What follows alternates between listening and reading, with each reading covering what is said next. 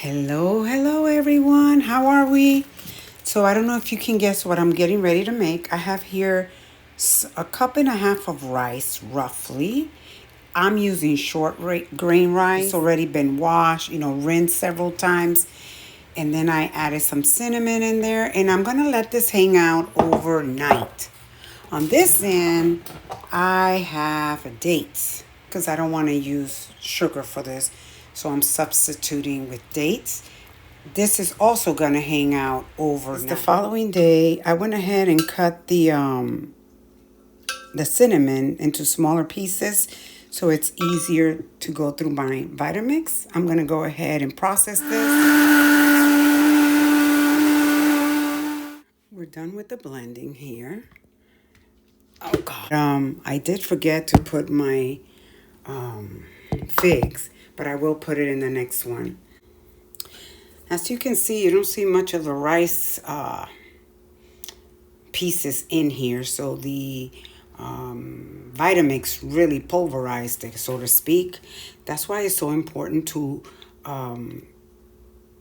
put it in water overnight. The other thing that I will say is I've seen a lot of recipe and a lot of people don't rinse the rice. They just straightforward make it like that. I choose not to do that because if you know anything about shipping, you don't know where that rice has been. You should always rinse your rice. I don't care what anybody says. You should. So I rinse mine until the water is clear.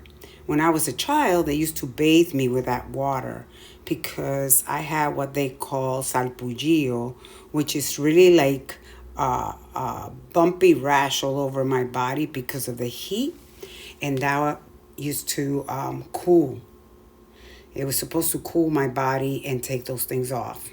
That was when I was like maybe 2-3 years old. But anyway, just a little bit of history there that you can use. You can also use the rice water to water your plants, which I do that as well. So let me get ready to process this, and then I'm going to do another pass through with a cheesecloth because I like my product to be nice and clean. I wanted to tell you that I have this app called Yukon, I think it is. And what it is, it picks up, if you scan your barcode, it'll tell you if it's a good product or not. So when I scanned the carnation milk, evaporated milk, it wasn't really carnation, it's an off-brand evaporated milk. It has 0, meaning out of 100, it was 0, extremely bad. So obviously, I'm not going to be adding any evaporated milk. Instead, I'm going to go for the coconut, and this one rated 76 out of 100, which was pretty darn good. Or is it 90? I forget. But this is a brand that I use from Trader Joe's, and I love it. So that's what I'll be using today. Okay, I just blended a can of coconut milk with my rice mix. And now I'm going to get ready to run it through the strainer. And I have here what is called like an oil filter. These are perfect for that. I just put it there so I can get a nicer, clean product. I want my product to be smooth. So that's why I'm adding this, so it could catch any little bits that was left behind. Okay, as you can see, this is not going to work for this particular thing because look at how it's slow. So I'm just going to get a cheesecloth and do this. So don't do this. Not a good idea. Guys, so we are back. I'm going to be using this, but let me just point out that you want to turn it inside out so the seam is on the outside so things don't get caught on this when you put it through. It'll make for an easier cleanup later. Well, friends, as you can see, this method worked out way better than the other. Look at all of the, this is all of the bits from the cinnamon. So I really like the way it turned out. I don't believe that I'm going to be straining when I do the dates. It is going to make my product a little bit darker, but I'm okay with that. You can add sugar if that's what you choose, but I'm trying to limit the refined sugars. So that's why I'm going with this. Okay, guys, so I added the can of coconut milk, which in total I use 2 cans of coconut milk, and my dates. I am warming up some water now because I like mine not to be too thick.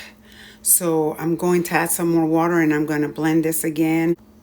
Okay, guys, so I don't believe that I'm going to be straining this because it is pretty, see, there's nothing, pretty creamy. All I'm going to do is taste it to make sure it's sweet enough. I did go ahead and add some vanilla to this, about a teaspoon and a half. However much or as little as you want. If you don't like vanilla, you can leave that out and add some lemon zest.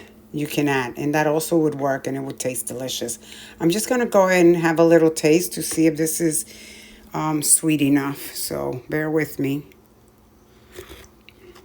Oh my God. This is actually perfect. In my opinion, I believe I'm going to have to add a little bit more of sweetness just because look at all that I have. So I'll probably end up adding some honey to sweeten it up a bit because it's just not sweet enough. This tastes perfect, but when I mix it with this, it's not going to be as sweet. You guys, let me just say that this thing is off the hook, off the hinges, off the wheels, off everything. It is absolutely divine. And this is my first time making this, and I can tell you that I'm going to be making this again. I went ahead and added, like I said, some honey, and I blended it in again in here. And I'm just going to mix both, and then I'm going to transfer them into separate vessels, like jars, so you can just grab and go. It's all that I'm going to do, but I will say that you should give this a try. This is so fabulous. I don't even know what else to say. I think I'm going to, though, add a little bit of, what is it called? Nutmeg, to give it that little extra push. And then that's it. That's all she wrote. I hope that you guys like and subscribe and definitely give this a try for now in the summer month. This thing is, oh my God. Now, I haven't tasted it to see if the amount of honey is good enough. But what I am saying is if it's not, it's okay when you serve it. If you feel it's not sweet enough, you can add a little bit of sweetener to it and call it a day. I hope, actually, thank you for hanging out with me and putting up with my forgetfulness sometimes. Thank you. Have a great day, guys.